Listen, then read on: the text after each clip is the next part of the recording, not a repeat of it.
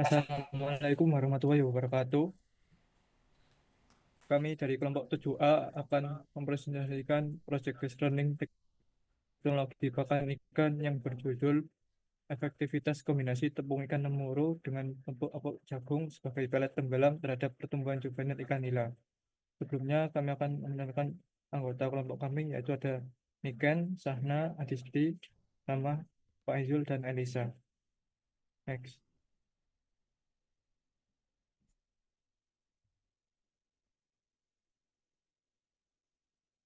Berikutnya kami akan membahas pendahuluan yang berisi latar belakang, tujuan dan manfaat, pinjaman pustaka yang berisi kebutuhan nutrisi ikan, kandungan nutrisi bahan utama dan kombinasi, metodologi yang berisi waktu, alat, bahan, formulasi pakan dan prosedur, hasil dan pembahasan yang berisi hasil analisis uji pakan, biologi dan fisika, dan analisis usaha, dan penutup berisi kesimpulan.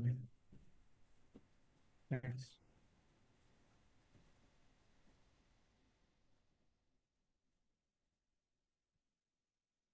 Pendahuluan latar belakang. Pakan badan adalah pakan yang sengaja dibuat dari beberapa bahan baku.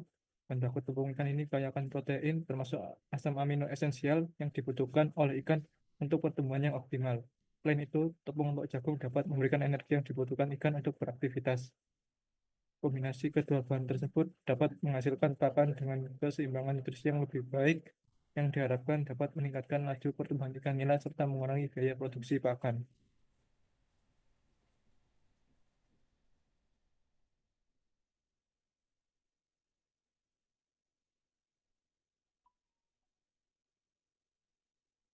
Next.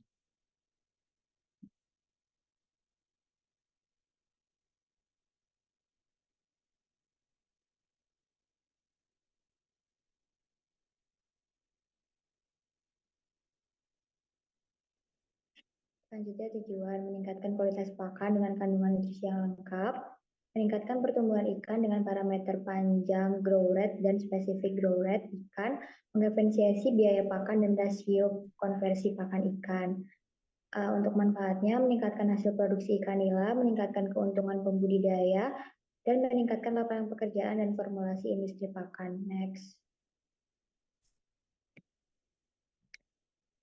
Untuk kebutuhan nutrisi ikan nila sendiri menurut SNI dengan kadar air maksimal 12%, kadar protein minimal 25%, kadar lemak sekitar 5% hingga 10%, kadar serat maksimal 8%, dan kadar abu maksimal 15%. Kebutuhan ini berkaitan dengan umur atau ukuran, tingkat kematangan gonad, tingkat kondisi lingkungan, dan kondisi fisiologis. Next. Kandungan nutrisi tepung ikan lemur sendiri, kandungan nutrisi tepung ikan menurut SNI 2715-2013 adalah kadar airnya maksimal 10%, kadar abu maksimal 17%, kadar protein minimal 35%, kadar lemak maksimal 10%, kadar serat kasar maksimal 3%. Dan di bawah ini ialah kandungan nutrisi tepung ikan lemuru pada penelitian, yaitu Anda dan kawan-kawan tahun 2022 yang telah memenuhi standar SNI 2715-2013 yang dimana kadar airnya ialah 5,24%, kadar proteinnya 49,41%, kadar lemak 7% dan kadar serat 1,5% dan terakhir kadar abu 3,99%. Berikutnya ada kandungan nutrisi dari tepung ampok jagung ini sendiri. Nah, kadar airnya sendiri 17,02%, kadar protein 10,57%, kadar lemak 4,60%, kadar serat 2,41%, dan kadar abu 4,21%. Hal ini sesuai menurut LAPUI DKK 2021. Next.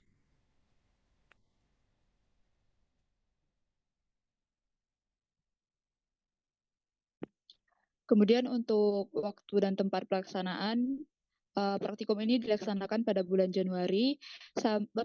Februari sampai Juni 2024 di Laboratorium Anatomi dan Budidaya atau B101, kemudian Fakultas Perikanan dan Kelautan Universitas Airlangga.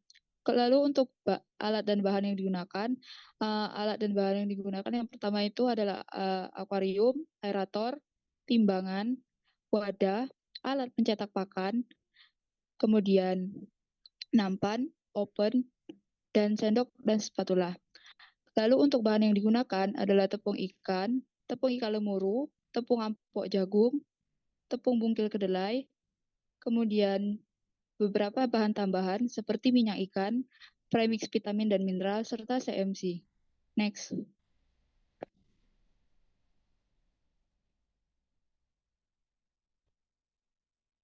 Berikutnya metodologi formulasi pakan. Kandungan nutrisi bahan pakan ikan nila terdiri dari beberapa bahan berikut, yaitu tepung ikan lemuru, tepung ampok jagung, tepung bungkil kedelai, tepung lidak padi, minyak ikan, CMC, dan premix. Bahan utama hewani tepung ikan lemuru, sedangkan bahan pendamping atau nabati yaitu tepung ampok jagung. Yang dibagi menjadi bahan nutrisi pembatasnya yaitu protein, ada bahan basal yaitu tepung ampok jagung dan tepung lidak padi yang kurang dari 20% yaitu 12,31%. Dan bahan suplemen yaitu tepung ikan lemuru dan tepung kedelai yang lebih dari 20% sekitar 48,7%. Lalu ada juga bahan bukan basal dan suplemen yaitu minyak ikan, CMC, dan premix batangnya 8%. Lalu untuk kekurangan protein sebesar 32,61% dan dilanjutkan dengan metode bujur sangkar yang mendapatkan 36,39%. Next. Untuk komposisi setiap bahan baku pakan, tepung ikan lemuru dan tepung kedelai 20,3 per 36,39 dikali 92% sama dengan 51,32% tadi dibagi 2 menjadi 25,66%. Sedangkan tepung ampok jagung dan tepung lidak padi 16,09 per 36,39 dikali 92 sama dengan 40,7 dibagi 2 menjadi 20,33%. Lalu untuk tepung ikan lemuru dalam formulasi 25,66% menjadi 255 gram, tepung ampok jagung 20,33% menjadi 205 gram, tepung kedelai 25,66% menjadi 255 gram. Lalu tepung lidak padi formulasi 20,33% menjadi 205 gram. Lalu minyak ikan formulasi 4% menjadi formulasi 40 gram. Lalu CMC formulasi 2% menjadi 20 gram. Lalu premix 2% menjadi 20 gram. Totalnya 1000 gram atau 1 kilo. Next. Selanjutnya untuk metode prosedur pelaksanaan, yang pertama ada persiapan alat dan bahan, kemudian yang kedua ada pencampuran. Pencampuran bahan ini dimulai dengan bahan yang volumenya sedikit, sedangkan bahan berupa pasta dicampurkan paling akhir. Kemudian bahan perekat yang dibuat adonan tersendiri dicampurkan paling akhir. Adonan yang masih kurang basah dapat ditambahkan air sedikit demi sedikit, dan apabila bahan perekat dicampur langsung dengan bahan-bahan lainnya, maka pembuatan adonan dilakukan dengan menambahkan air panas kurang lebih 1/4 berat bahan baku. Kemudian yang ketiga ada pencetakan pelet ikan, dilakukan setelah adonan dingin dan dilakukan pencetakannya dengan pencetak pelet dan akan diperoleh bentuk batangan-batangan. Batangan tersebut akan memperoleh tekstur yang basah dan dipotong-potong sepanjang 3 cm. Kemudian yang keempat ada pengeringan pakan. Pelet basah yang telah dipotong dijemur hingga kadar airnya mencapai 10-20% yang ditandai dengan pelet yang keras dan mudah patah. Next. Kemudian yang kelima ada pengujian aspek fisika pakan. Pengujian fisika ini meliputi penelitian terhadap warna, aroma, tekstur, kemampuan mengapung, tingkat kelarutan atau kecepatan hancur, tingkat penerimaan atau acceptability, serta daya tarik atau attractability terhadap ikan. Kemudian yang keenam ada pengujian aspek kimia pakan, dilakukan melalui analisis proksimat, yaitu pengujian kandungan nutrisi dalam formulasi pakan yang mencakup kadar protein, lemak, dan juga serat. Kemudian yang ketujuh ada pengujian aspek biologi pakan, meliputi beberapa parameter yaitu pertambahan berat dan panjang mutlak pada ikan, tingkat kelangsungan hidup atau survival rate, angka kematian atau mortalitas, laju pertumbuhan spesifik atau SGR, dan juga rasio konversi pakan atau FCR. Next.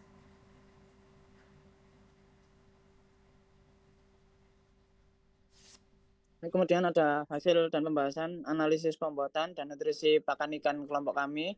Pembuatan pakan praktikum ini mengikuti prosedur standar, pemilihan bahan, perhitungan jumlah yang diperlukan, pencampuran, pelleting, dan uji kualitas. Tepung ikan lemuru dan tepung jagung adalah bahan utama formulasi pakan yang memenuhi kebutuhan protein, yaitu 29,86%, lemak 4,13%, dan serat 5,99% untuk ikan nila. Sumber energi dan protein tersedia dalam kombinasi ini. Kemudian formulasi 40% tepung ikan dan 24% jagung menghasilkan nutrisi optimal.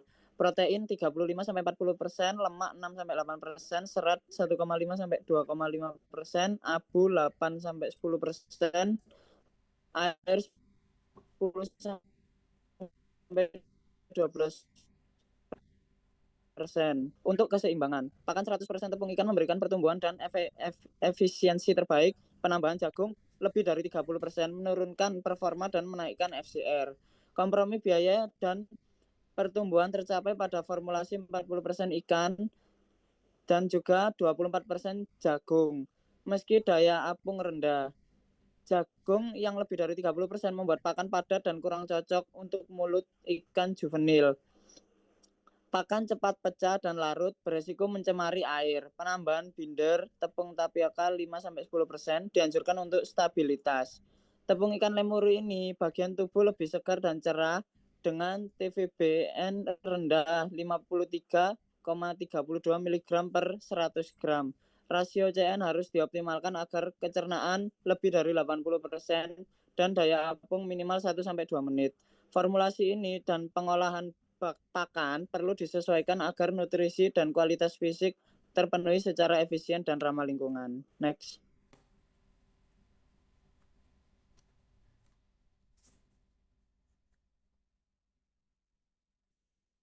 Baik, selanjutnya adalah hasil parameter uji biologi pakan, yang mana pada hasil uji berat mutlak didapatkan hasil pada ikan kontrol sebesar 3,82 gram, kemudian ikan kelompok 0,84 gram, panjang mutlak 0,39 cm, untuk ikan kelompok 0,38 cm, kemudian survival rate, hasil yang didapatkan ikan kontrol 80%, kemudian ikan kelompok 90%. Lalu untuk mortalitas sendiri, ikan kontrol 20%, ikan kelompok 10%. Dan laju pertumbuhan spesifik berat ikan, ikan kontrol adalah 2,75%, kemudian ikan kelompok adalah 0,6%. Kemudian untuk laju pertumbuhan spesifik panjang ikan kontrol memiliki nilai 0,2%, sementara ikan kontrol juga memiliki nilai 0,2%. Next.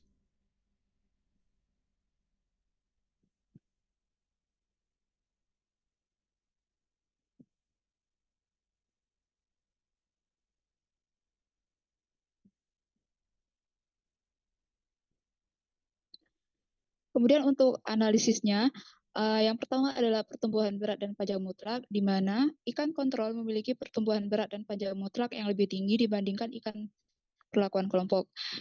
Nah, Mula DKK pada tahun 2019 mengatakan bahwa ukuran pakan yang sesuai dengan bukaan mulut ikan dapat mempengaruhi pertumbuhan berat ikan karena ikan cenderung menyukai makanan yang sesuai dengan ukuran mulutnya. Kemudian, selain itu, pakan buatan komersial juga memiliki kandungan nutrisi yang cukup optimal dan sudah teruji sesuai dengan kebutuhan ikan, sehingga dapat meningkatkan pertumbuhan berat ikan. Lalu untuk pakan perlakuan juga memiliki kandungan serat kasar yang cukup tinggi, yakni 5,99% sehingga dapat mengurangi daya cerna ikan. Nah, pakan yang mengandung serat kasar tinggi dapat menurunkan daya cerna, kemudian juga penerapan nutrisi menurun, meningkatnya sisa metabolisme, dan penurunan kualitas air. Next. Lalu untuk survival rate dan mortalitas didapatkan hasil ikan perlakuan kelompok memiliki nilai SR yang lebih tinggi daripada ikan kontrol, sementara nilai mortalitas berkebalikan dengan nilai SR. Nah, nilai SR pada perlakuan kontrol adalah 80%, sementara pada perlakuan kelompok memiliki nilai SR 90%. Kelangsungan hidup pada kedua perlakuan tersebut dipengaruhi oleh beberapa faktor. Salah satu faktor utama yang dapat berkontribusi terhadap tingginya kelangsungan hidup pada perlakuan kelompok adalah peningkatan kualitas media pemeliharaan dan dukungan nutrisi yang lebih baik, baik melalui komposisi pakan yang lebih seimbang maupun manajemen pemberian pakan yang lebih terkontrol. Kemudian untuk perlakuan kelompok juga menggunakan penambahan bahan pendukung seperti premix vitamin dan mineral yang diketahui mampu meningkatkan daya tahan tubuh ikan, mengurangi prevalensi penyakit, meningkatkan metabolisme tubuh ikan, dan mendukung pertumbuhan ikan. Sebaliknya, pada kelompok kontrol dengan nilai SR yang lebih rendah, ini mengindikasikan adanya tekanan lingkungan yang lebih tinggi seperti akumulasi sisa metabolit, contohnya amonia dan nitrit, kemudian fluktuasi suhu atau pH, lalu kepadatan populasi yang tidak diimbangi dengan kualitas aerasi dan filtrasi yang memadai. Kondisi-kondisi ini akan memicu stres fisiologis pada ikan yang dapat menurunkan efisiensi sistem imun dan juga meningkatkan resiko mortalitas. Selain itu, aspek perilaku ikan juga memainkan peran penting, terutama dalam situasi kompetisi pakan. Ikan-ikan dalam kondisi kurang gizi atau berada dalam lingkungan kurang optimal cenderung menunjukkan agresivitas, kanibalisme atau perlambatan pertumbuhan yang pada akhirnya turut berkontribusi terhadap kematian individu yang lebih lemah. Next. Kemudian selanjutnya adalah FCR atau Feed Conversion Ratio, di mana ikan nila pada perlakuan kontrol memiliki nilai FCR yang lebih baik daripada ikan nila pada perlakuan kelompok. Nah, nilai tersebut tergolong kurang optimal untuk nilai laju konversi pakan, di mana nilai optimumnya adalah mendekati 1. Nilai rasio konversi pakan dipengaruhi oleh jumlah pakan yang diberikan. Semakin sedikit pakan yang diberikan, pemberian pakan semakin efisien karena jumlah pakan yang dihabiskan untuk menghasilkan berat tertentu adalah sedikit. Nilai konversi pakan pada ikan dipengaruhi oleh beberapa faktor utama, seperti kualitas yang terdiri dari protein pakan dan juga kuantitas pakan, spesies ikan, kemudian ukuran ikan, dan kualitas air. Next.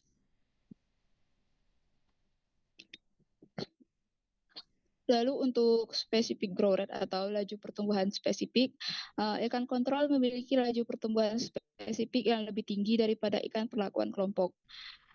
Hal ini tentunya karena pada perlakuan kelompok kemungkinan dikarenakan beberapa hal, yakni konsumsi pakan yang diberikan terhadap ikan tidak termakan dengan baik, pakan yang diberikan pada nafsu pakan yang diberikan bertepatan dengan nafsu makan ikan yang sedang tidak stabil, kemudian juga perbedaan nutrisi akibat perbedaan perlakuan pada pakan. Lalu menurut Stiono dan kawan-kawan, pada tahun 2020, pakan berfungsi sebagai penyedia energi bagi aktivitas sel-sel tubuh untuk pertumbuhan, berkembang, dan bereproduksi. Kualitas pakan ikan ditentukan oleh komposisi bahan, sumber bahan, daya cerna, jumlah, dan keseimbangan asam amino. Nah, pertumbuhan ikan sangat bergantung pada energi yang tersedia dalam pakan. Energi sangat diperlukan untuk proses metabolisme, kemudian juga perawatan tubuh atau maintenance, kemudian juga untuk meningkatkan laju pertumbuhan pada ikan. Sebaiknya pemberian pakan pada ikan menggunakan pakan yang kualitasnya sudah terjamin dan memiliki kandungan nutrisi yang sesuai untuk pertumbuhan ikan. Next. Selanjutnya untuk hasil parameter uji fisika. Pada parameter fisika terdiri dari warna, bau, tekstur, daya apung, daya larut atau kecepatan pecah, daya terima, acceptability, dan daya pikat. Di mana pada parameter warna, ikan kontrol dan ikan kelompok mendapatkan hasil kecoklatan dan baunya normal, tekstur sama-sama padat, sedangkan daya apung ikan kontrol 120 menit, ikan kelompok 19 detik, daya larutnya ikan kontrol 28 cm per 10 second, dan ikan kelompok 28 cm per 5 second. Dan parameter daya terima pada ikan kontrol menerima pakan, sedangkan ikan kelompok tidak menerima pakan. Pada daya pikat, ikan kontrol tertarik pakan yang mengapung lama, sedangkan ikan kelompok tertarik pakan yang mengapung sementara. Pada hasil pembahasan mengenai analisis aspek fisika pakan, pada warna baik pakan komersial maupun pakan percobaan menunjukkan warna kecoklatan seragam. Warna ini berasal dari reaksi Maillard selama ekstrusi dan pigmen alami bahan baku seperti karotenoid dalam jagung. Warna seragam mencerminkan konsistensi formulasi dan proses produksi serta tidak memicu penolakan pada ikan nila. Pada bau, kedua pakan memiliki bau normal tanpa indikasi oksidasi lemah atau kerusakan mikrobial. Bau khas ini berasal dari senyawa volatil bahan baku segar, misalnya seperti aroma manis lembut tepung ikan lemuru. Bau normal menandakan kualitas bahan baku yang baik dan kadar senyawa penurun palatabilitas seperti trimetilamin yang terkendali. Yang ketiga, tekstur. Kedua jenis pakan memiliki tekstur padat. Tekstur ini mendukung ketahanan dalam air dan mengurangi kehilangan nutrisi akibat pelarutan. Kandungan pati dari ampas jagung berperan sebagai perekat alami yang menjaga integritas pelet. Pelet padat memiliki durability index di atas 95%, menjadikannya cocok untuk sistem budidaya intensif. Nomor 4, daya apung dan kecepatan tenggelam. Pakan komersial memiliki daya apung tinggi sekitar 120 menit, sedangkan pakan percobaan sangat rendah, yaitu 19 detik. Daya ati protein yang kurang optimal, sehingga gelatinisasi tidak maksimal, padahal kecepatan tenggelam ideal untuk nilai juvenil adalah 5-10 cm per detik. Yang kelima, ada daya larut atau kecepatan pecah. Pakan komersial memiliki kecepatan pecah 2,8 cm per detik, sedangkan pakan kelompok mencapai 5,6 cm per detik, 2 kali lebih cepat. Ini menandakan bahwa pakan kelompok kurang stabil di air, kemungkinan akibat kurangnya binding agent yang efektif dalam formulasi. Kecepatan pecah yang tinggi dapat menyebabkan nutrien leaching hingga 25%. Yang keenam, ada daya terima. Pakan komersial diterima oleh ikan karena ukuran pelet sesuai dengan bukaan mulut ikan juvenil, yakni 1-2 mm. Sebaliknya, pakan kelompok ditolak kemungkinan karena ukuran granulasi yang terlalu besar atau tidak seragam. Ketidaksesuaian ukuran dapat meningkatkan feed wastage hingga 30%. Yang terakhir ialah daya pikat. Ikan lebih tertarik pada pakan yang mengapung lebih lama, seperti pakan komersial. Daya pikat menurun drastis setelah pelet tenggelam, karena ikan nila lebih responsif terhadap isyarat visual dari pakan yang mengapung. Atraktan alami seperti asam amino dari tepung ikan lebih efektif dilepas di permukaan air. Daya apung yang rendah pada pakan kelompok menyebabkan atraktivitas yang sangat singkat. Selanjutnya, analisis usaha bisa dilihat pada tabel berikut ini. Jika produk pakan buatan kombinasi ini dipasarkan dengan harga jual sebesar 30 kg, maka masih lebih rendah dibandingkan harga rata-rata pakan komersial sekitar 40 hingga 45 per kilogram. Maka akan diperoleh margin keuntungan sebesar 12.000 per kilogram atau setara dengan margin kotor sebesar 40,6%. Hal ini menunjukkan bahwa usaha produksi pakan buatan ini cukup menguntungkan. Dengan asumsi produksi dilakukan sebanyak 100 kg per bulan, maka pendapatan kotor yang diperoleh yaitu sebesar 1.219.000 dengan total biaya produksi sebesar 1.780.000 sehingga diperoleh laba bersih bulanan sebesar 3 juta. Next.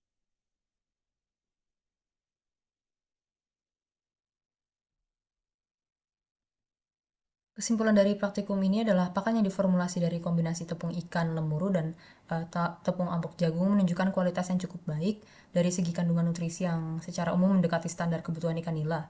Namun dari hasil uji pertumbuhan kelompok ikan yang diberi.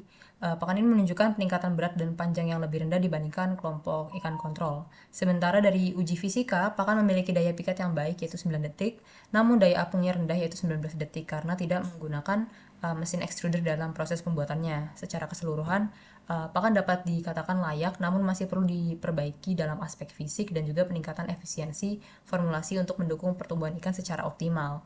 Saran yang dapat kami berikan untuk praktikum selanjutnya adalah meningkatkan daya apung pakan, penyesuaian ukuran pelet dengan bukaan mulut ikan, serta penyempurnaan formulasi untuk mendukung pertumbuhan ikan nila secara optimal. Dan penggunaan extruder dan bahan aditif alami lainnya juga dapat digunakan untuk meningkatkan kualitas pakan ikan, serta evaluasi lanjutan dengan durasi pemeliharaan yang lebih lama.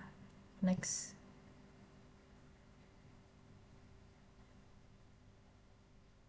Berikut adalah dokumentasi yang telah kami lakukan selama pembuatan pakan.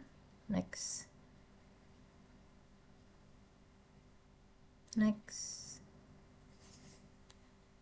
Baik, sekian dari presentasi kelompok praktikum teknologi pakan ikan kelompok 7A. Untuk kurangnya mohon maaf. Terima kasih.